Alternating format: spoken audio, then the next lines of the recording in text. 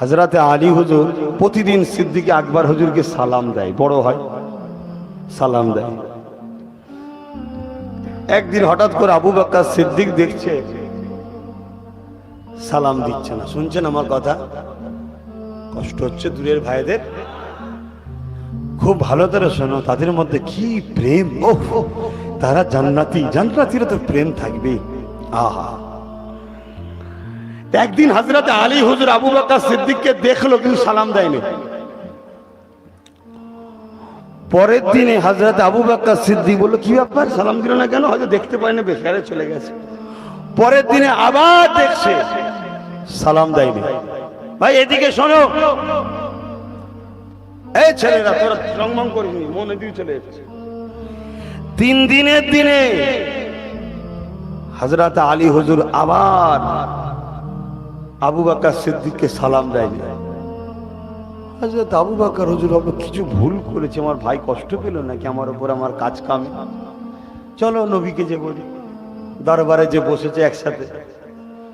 হযরত সিদ্দিক আকবর দাঁড়িয়ে গিয়ে বলে, হুজুর বিয়াদবি নেবেন না, একটু কথা বলবো। বলো। কথা বলতে গেলে ইজাজত লাগে, আদবগুলো শিখুন। আমরা নবী নয়, আমরা নবীর ওয়ারিস। আমাদের সঙ্গে কথা বলতে গেলে ইজাজত দিয়ে কথা বলতে হয়। হুজুর ইজাজত দেন যদি কথা বলতে পারি, ইজাজত দিলে বলবে না, বলবে না, এটা শরীয়তের মসলা বলছি। হযরত আবু বকর সিদ্দিক ইজাজত চাইলেন রাসূলের থেকে, হুজুর আমাকে ইজাজত দেন, আমি কি একটু কথা বলতে পারি? বলো। হুজুর আমার ভাই আলী সবসময় আগে সালাম দিত, এই 3 দিন হলো আমাকে সালাম দিচ্ছে না, আগে আমি সালাম দিচ্ছি, দেখে চলে যাচ্ছে। আমার কি কোনো কথাবার্তার কাজে আমার ভাই কি অসন্তুষ্ট হয়েছে, কষ্ট পেয়েছে? হুজুর আপনি তো আমাদের বিছখানে রয়েছেন, একটুখানি সমাধান করে দিন। আল্লাহ নবী বলে, আলী উঠো। হযরত আলী উঠে দাঁড়িয়ে লাগলেন, ইয়া রাসূলুল্লাহ, হাবিবাল্লাহ, আমার জানমাল আপনার কদমে কুরবান হয়ে যাক। তুমি বললে কি, তোমার ভাই বলছে তুমি নাকি সালাম দিও না, কি ব্যাপার? বলছেন, হুজুর বিয়াদবি নেবেন না, আমি কত 3 দিন আগে রাত্রিরে ঘুমিয়েছি, তাহাজ্জুদের সময় খবে দেখছি আমি যেন আল্লাহর জান্নাত হচ্ছি। জোরে বলুন সুবহানাল্লাহ। আর একটু বলেন না।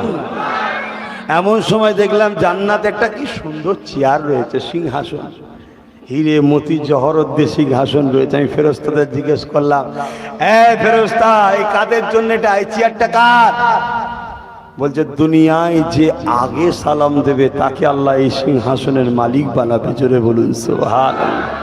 হুজুর আমি আমার ওই সিংহাসনটা আমার বড় ভাই আলী যাতে পায়, এজন্য আমি, এই আবু বকর যাতে পায়, এজন্য আমি সালাম আগে দিইনি, যাতে ভাই আমাকে আগে সালাম দেবে, আর ওই সিংহাসনের মালিকটা আমার ভাই হবে। জোরে বলুন সুবহানাল্লাহ। আরো জোরে বলেন।